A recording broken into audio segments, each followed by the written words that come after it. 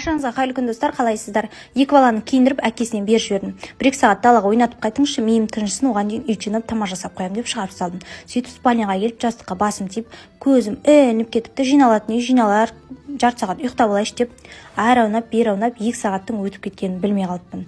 Орнымнан ұшып тұрдым. Балалармен әкесі кеп қалады-ау деп кухняға жүгіріп келдім да шайдың орнын, посудаларын жинап алдым. Тез робот келін болдым. Барлық жерді тазалап алдым, посудаларды жуып тастадым да қалған-бұтқан холодильниктегі ашыған-пашыған сүт-пүт, айран барлығын қосып қамыр ашып тастадым. Сөйтіп кешегі жайылған киімдерімді жинап алдым да жуылған киімдерді қағып жайып тастадым.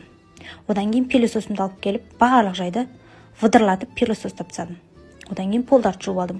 Сөйтіп қамырымды ашып тасып жатыр екен, ол аралықта бауырсағымды қуырып алдым.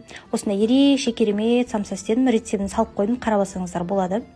Одан кейін самсаға, бауырсаққа қосымша сорпа жасайын дедім.